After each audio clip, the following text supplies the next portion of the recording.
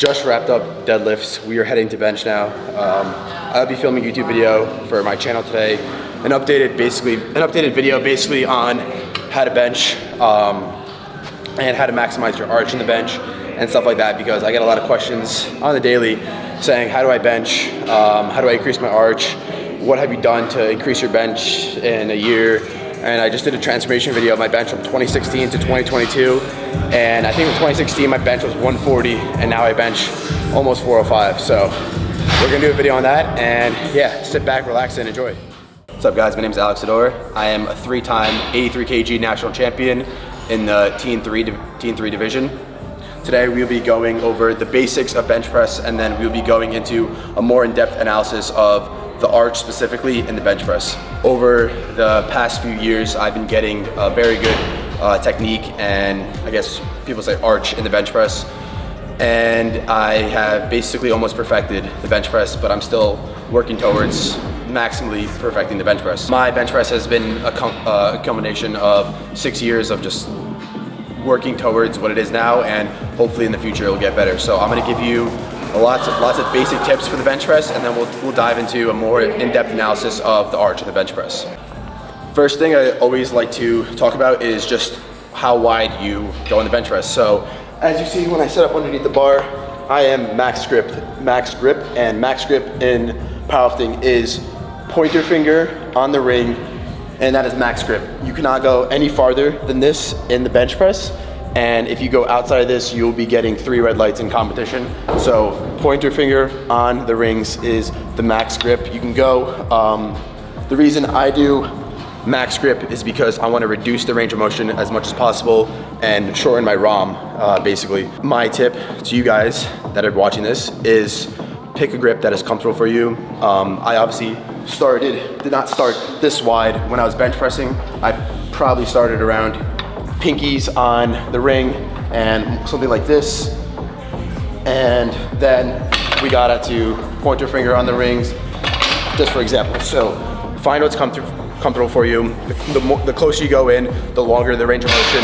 The farther you go out for comp specific standards, the less ROM you're gonna have.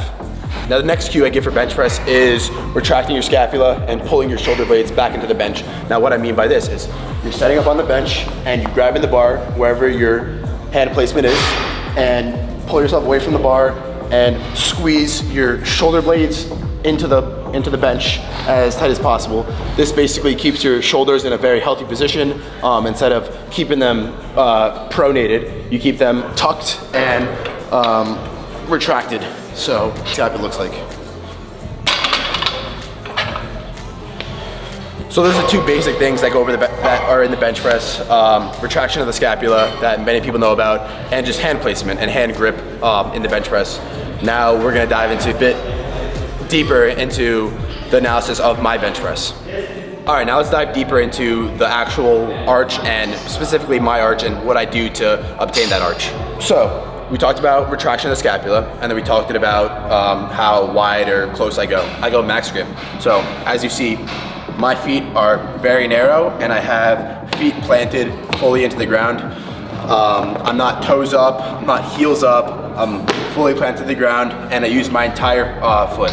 So I'll set up to the bench, grab the bar, max grip, retract my scapula, and I will drive as hard as I can with my feet inwards and closer to the bench, and drive my neck and traps into the bench so I can use that power from my legs to unrack the bar, settle it, and then I'm still driving with my legs, slowly put my butt down for competition standard, and then my legs are still driving and flexing, and I come down, and then I come up. And the entire time I am driving my legs as hard as I can this way, so it's on my upper back and neck and trap area to get maximal power and force output, basically. So that's the biggest thing that has turned my arch to look like this.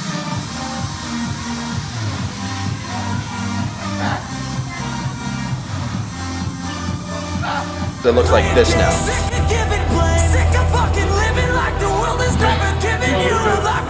So the things I recommend to get it like this are just practicing with weight on the bar. Once we put on some weight, really just driving yourself backwards. You want to push yourself away from the bench to get maximal force output. And another thing is you want your feet closer together and farther out away from you. If I have my feet like this behind me, my hips are not in an optimal position for it to drive. My hips are gonna hurt, my hips are gonna ache. They're just not good. It would be better if I just move my feet outwards and inwards to the bench a little bit. I could drive harder and get my rib cage and sternum upwards to the bar more, so I could have a less ROM bench, basically. If you're out here, you see that my range of motion is pretty great as of how it is here, because I can't drive my legs as hard. But if I narrow my feet in a little bit and put them out a little bit more, I could really drive them, set my butt down, and shorten the range of motion. Now let's talk about when you actually unrack the bar and everything you do after the bar is unracked. So I get underneath the bar, retract the scapula, grip it max grip, drive my legs, and what I want to do is set my neck and traps up to the bar, where if you're taking a handoff, you can take a handoff, but let's say you don't have a handoff person, you could set up where you could unrack yourself and then, settle it, and then push your butt down. Now from here, you want to do, people say a J curve, where they're, here, and then they come down to their chest, and then they press back into J word motion. Just do whatever comfortable. My curve does follow a little bit of a J, and then I press. But, the biggest thing is for an arch bencher to really get their sternum and rib cage up as much as possible to the bar where they shorten ROM. So wherever that highest point is on your chest, that's where you usually want to touch. But also do whatever comfortable for you, because people have different rib cages, people have different sternums. Everyone's different, so do whatever comfortable. But basically, you want to try to touch the highest point to reduce range of motion in a powerlifting bench press. You do one, just do the thing. Yeah.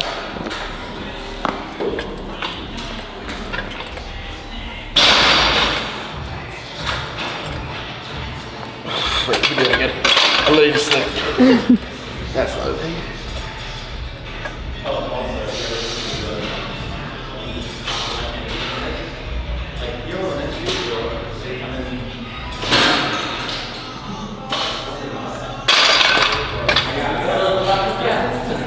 Okay.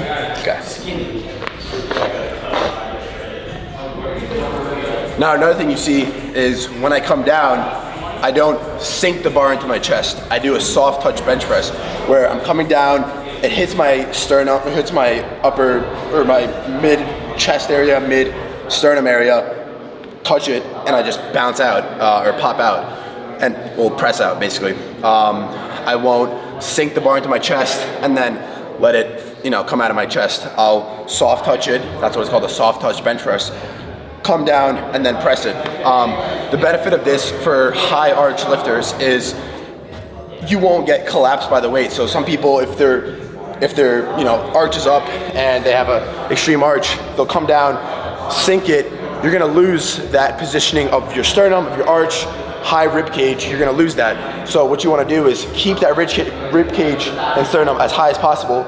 Come down, touch, keep it tight, and then explode out and finish the bench press. You don't want to lose that positioning, and that's what a lot of people with sinking the bar into their chest happen. That's what happens. They just lose positioning and they lose the arch that they work so hard for. So now let's talk about breathing. How should you breathe in a bench press? And people are just like, what do you mean? Like, just hold your breath. I personally found what works for me. People are different, but what works for me is, so this is what works for me. I set up, drive my legs, unrack, settle, butt down, and I'll take a nice deep inhale. And as you see, with inhale, my chest even rises a little bit, so inhale, hold it up,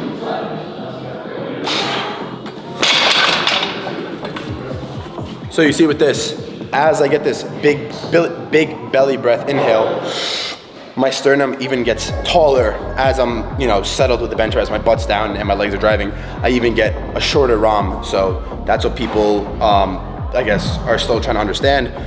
Basically, I'm taking a belly breath. I'm not clenching down into my abs. I'm not trying to neutralize my spine. I'm trying to actually bend my back in a way where I'm trying to arch even more. So I am breathing in a way where it lets my sternum open up even more. And I'm taking a belly breath. And then at the top, I'll hit like a small brace and then hold it, calm down, and then press. I'm in the squat and deadlift, you'll see people walk out or set up to the bar and they're gonna clench downwards as hard as possible, and they're gonna be, neutral with their spine and everything and into their stomach. For that, if you're doing this with a bench press and you clench downwards, you're gonna lose your arch, you're gonna lose your positioning, lose that high sternum and rib cage point, and you're just not gonna be able to have that high of an arch. So you want to belly breath and open that rib cage even more, and then at the top, I like doing, you can just hold it, or I like doing a small brace, and then just kind of holding it, and then coming down, and then pressing, and then resetting after every single rep. That's been very key to me recently, because I discovered this from my coach, only a few weeks ago. So that's been huge for me. You want to basically meet the bar with your chest, right? So you're coming down the bench press. People just be lackadaisical, let the bar come into them. You actually want to bring yourself into the bar, get that chest as high as possible, get that rib cage as high as possible, breathe into the bar, but breathe and hold it, and then meet the bar, with your rib cage and sternum. Now I'm gonna get into some more really specific stuff that are those 1% factors that matter in the bench press. So as you can see, shoes. Shoes matter tremendously in the bench press. These are karate shoes. They are called Fuse. Basically, they have grip on the bottom. These are kind of old, but these were all ridges, and these ridges basically, it's friction. So you're pressing yourself into the ground, and it should be stopping you. And that's what happens most of the time. Sometimes I will slip, but if I'm on a really slippery area, what you want to do is you grab a spray bottle at your gym, spray the ground, wipe your feet with the spray bottle, and then you should be able to fully drive. You can even do it with water, you can do it with spit, but what you want to do is, I'm literally just trying to push myself away and I can't move. I'm pushing the bench away, but I can't move. So you can maintain that starting position, so you can maintain that leg drive throughout the entire bench press, because if you lose that, and this happens, I'll give you an example of what you don't want to happen. This happened many times to me, but you're driving, let's say you have a bad shoe, and then you lose your positioning, my arch is gone, and then I have to bench like this, and it's hard. Some variations I like to incorporate for my athletes are Larson press, which is basically legs up. So you'll grab the bar, get in position, unrack, and then legs will just be dangling. You have no leg drive, and go from there and press. Another variation I like to do is close grip bench press. Move your grip in a little bit from where it usually is and do a closer grip bench press. And you'll just have more range of motion. And yeah, another variation I like to do is tempo bench press, doing a slow eccentric on the way down.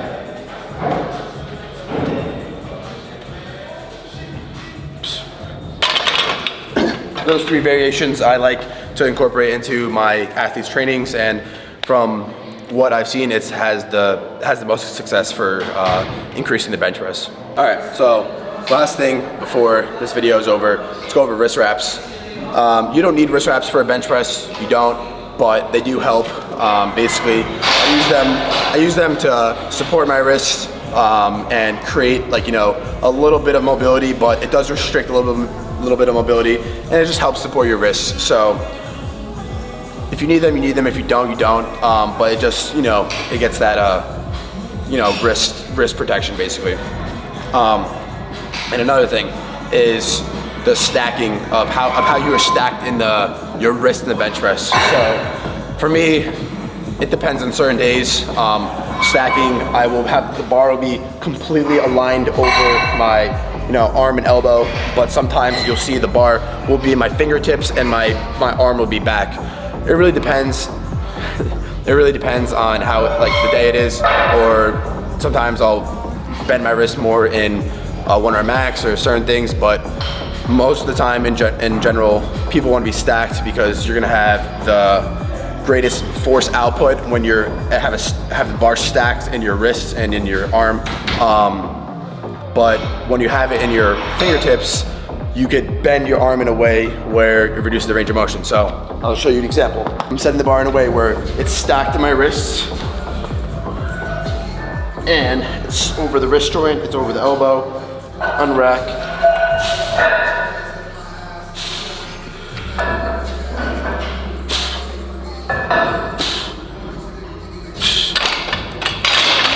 So that's a stacked wrist. Most of the time though, my wrist will be bent because it's more comfortable. I've been used to it. So I'll set up to the bar, unrack, and I'll have my wrist bent a little bit just so I can reduce the ROM a little bit, reduce the range of motion, and just have a bench press that suits me better.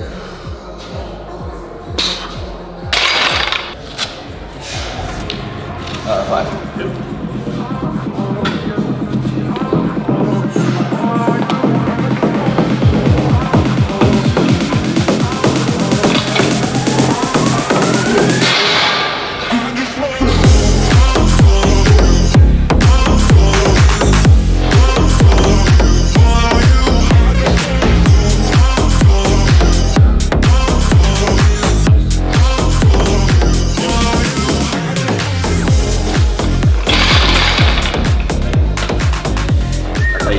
Damn! You wish that was you, huh?